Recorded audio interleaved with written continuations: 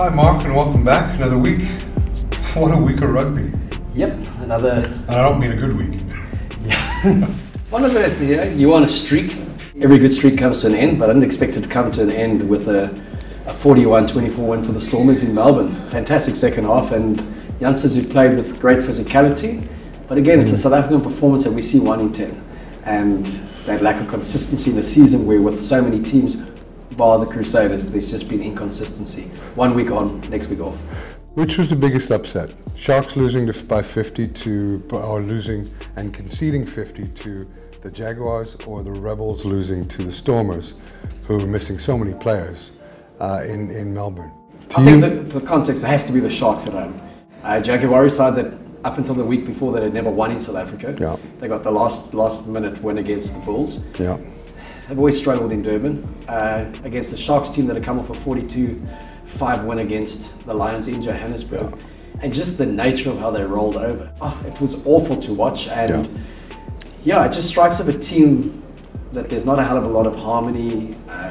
Are they playing for each other? Clearly not, because when you can score 70 1 week, like they did last year against the Blues, 2 weeks before they concede 50, it's either clicks as individuals, or it's not going, and there's no collective that's coming together. So for me, the biggest shock, definitely that 50-pointer at home against Jaguars. Stormers, I thought they would take a beating, given how they played on tour. Yeah. But there was always enough within that team for you to expect a bit from them. And Kitsoff leading the side, I think the Rebels underestimated them. But there was nothing that spoke of a Sharks implosion like that in the way they played this season. You just felt it was one game, like you said, it wouldn't necessarily be a two-score game, but home ground advantage, they should come through. Yeah, to me, and I think most of the punters out there, it was an equal kick to the balls. I think usually I have over a 65% winning percentage on rugby picks with the handicap. This year it's around 55%. So what do you think is happening out there that's making this a particularly tough season for people looking to make money betting on the sport? I think it's World Cup year, and in the back of each player's mind is he wants to get to September. Yeah. He wants to get through those rugby championship matches and whatever other friendlies they may play. And who remembers in World Cup year who wins Super Rugby? You know, and you look at, especially with the New Zealand teams and to a lesser degree the South African teams, there is such a big rotation policy with the All Black squad players and then with the Springbok squad players, that a team gets on a roll and then they pull out 4 All Blacks. Or you had like with the Hurricanes when they arrested Perenara and Leo Mapi and Dane Coles. Those are 3 big players to take out of your setup. It just when something is going right for one team, 2 very influential internationals have to take their week off. So that has influenced a lot of the results, and you're not getting that core 25 players that are playing week in, week out to try and build momentum. So disjointed, Very disjointed, and I think lack of commitment, self-preservation. Self-preservation would be the word more. Yeah. And unfortunately, in a contact sport like rugby, it's going to trip you up. More players are going to go down. We saw Damian McKenzie; he's now out. We talked about the injuries in our first broadcast of the year, where we said that the teams that are going to be playing the Rugby World Cup aren't necessarily going to be the same teams who people think they are, and we're seeing that play through. Wasn't really out on a limb to call that, as rugby is a contact sport, and some people would argue it's a collision sport. You know, what I think is, you know, what I usually pride myself on guys on my social media platforms having intelligent conversations, and I think I read after the game somebody, I can't remember the name, but said, you know, not a big loss, Damian McKenzie. I just wonder if these guys actually understand anything about rugby whatsoever to make a statement like that. I can play 10, 15, 14, ideal squad. No big loss. Player, no big loss. No big loss. Yeah, and world-clalas player, no big loss. Yeah, you just have to come see what he did against the Springboks in Newlands 2 years ago, when there was nothing in a game, and that one moment of magic. So you're going to also find, players going down. I think just the biggest factor is in the back of each player's head is there's a bigger goal this year, and that's getting to that final on the 20th of October, trying to win it, whichever country. And you know, injuries like Damian McKenzie only fuel that more. You know, because it's in the press. And you look at guys like Jean de Villiers, who is so unlucky with World Cups. You know, the World Cup is the pinnacle of any rugby player's accomplishment. in terms of playing at the highest level. Yeah, well, I look at Sonny Bill Williams injuring his knee in that miraculous kind of offload that he did against the Stormers, an op 6 weeks out.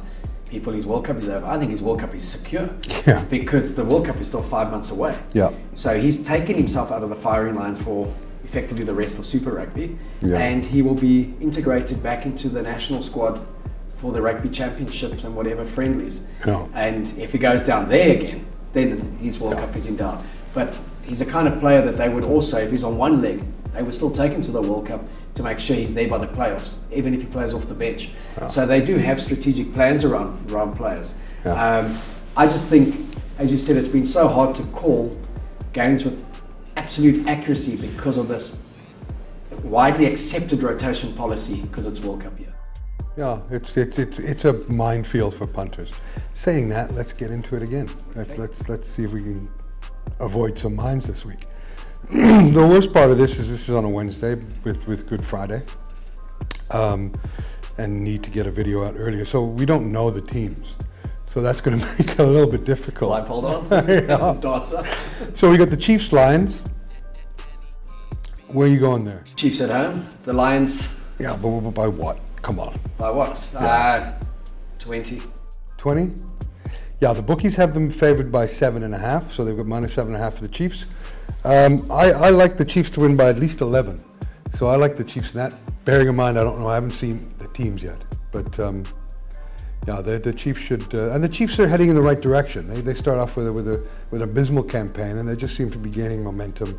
And they played the Blues last week, I believe, and it was a good win. Very good. Blues are better than I thought, and it was a good win to get 33-29 at home, and they are starting to find a bit of confidence. Yeah, I agree. I'm going to put 1,000 Rand on the Chiefs to win by 8 or more points. Pays 1,900 back. Then we've got the Canes versus the Wolves. Again, what Canes team's going to show up? The bookies have got them favored by 14.5. Where's your thoughts? I would say ordinarily they'd be 20, 30 points plus. But again, if they rest 4 of the All Blacks, we don't know until the team come out tomorrow. I would say I would go 20. Yeah, I've got 20 here as well, but I'm not betting on the game. Might have a little tickle before the game kicks off, depending on what on how the teams settle. Sharks, Reds. Sharks by 15. Yeah, I've got the Sharks by 13. And it's not because they're that good, it's because the Rebels they didn't go well at Loftus. I expected a little bit more fight from them. They also are a young side. We've said this time and again, decent coaching setup, good structure. They didn't get blown off the field at Loftus though, did they? No, 32-10, I thought it's come in, and then they actually came back, scored the late try, 32-17. Another thing about the Bulls, they're not really sticking anyone away in that last 10-15 minutes. So, No, and at altitude you'd expect them to have happened, and it just didn't.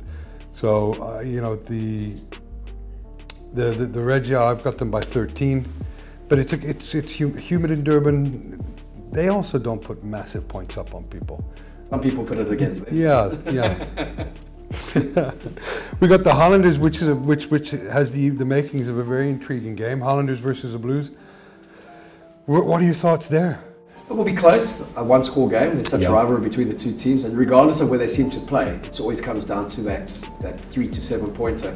And I was surprised at how easily the Crusaders hammered the Highlanders last weekend. You know, they went 10-0 up early on, Ben Smith scored, and then it's... Well, it doesn't matter. It doesn't seem to matter what resting policy, what World Cup, if it's a World Cup year or not. The Crusaders just seem to be a class above. Yeah, and whoever's coming in, you know, whoever's on the wing, whoever's at fullback, whoever's standing... Whoever the water boy is, he gets the water out to the guys on time. It's just beautiful to watch. So, Highlanders, Blues. I've got the Highlanders by 5 or more. I'm putting 1,000 Rand down on that to win back 1,900. Good bet, depending on obviously who comes out of the fold in the team announcement, the team lineup. Your call? Highlanders to win, but by less than 5. Okay. Wartaw's Rebels. Interesting. Flawless Wartaws. Yeah. And his 60 people. Was it you telling me Rod Kafer's come out and said that you know, it's been a disaster under Folau as a player and stuff like that. He says never really done it. What a load of shit. All Kafer's done has proven and shown how much of an idiot he is and his knowledge about rugby. I mean, everybody's jumping on the bandwagon Folau. We're going to have a podcast in a while to talk about the Folau incident. highly publicised. You know, it seems to be getting out of control. Completely mismanaged by Australian rugby and Miss Castle. Yeah, but for Kiefer to come out and make such a stupid statement. 90 tests for the Waratahs, 60 tries, 300 points for them. What a strike rate that is. It's over 65%. For Australia, he's played, I think, 62 tests and scored 31 tries. 50% strike rate. So to make a statement like that just shows, Rod Kiefer, you've got to be the Muppet of the week for me. And in an Australian side that has been one of the worst in the last 5 years. Yeah, for him to be producing like that. Exactly. People should just shut up when they've got nothing sensible to say. I think people need to divorce the rugby player to the, obviously... We tend to lump everything in and lose perspective on it, don't we?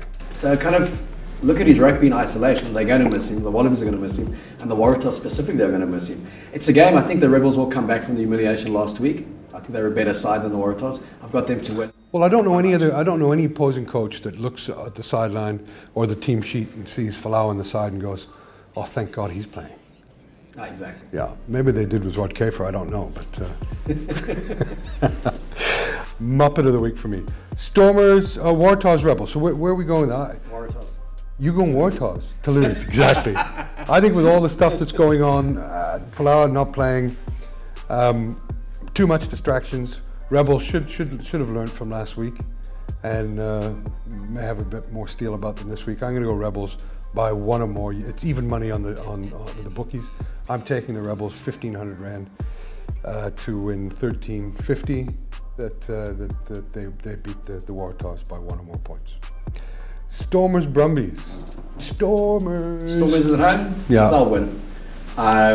They'll be buoyed by what happened in Melbourne, and they have been traditionally. They've been a good side at home throughout the Robbie Fleck era. It's when they get on the road that they've been hopeless. You know, it was their first winning 12 outside of playing at Newlands, and so I've got them to win 10 plus. Okay, yeah, the Stormers are favoured by -7.5. They've always had difficulty with the Brumbies, though, haven't they? There's been the odd occasion that they've produced a good win in Newlands. I'm taking it to do it this time. Okay, I've got the Stormers by 6. I'm not as confident as you because you know they are coached by Robbie Fleck and they're missing a lot of players.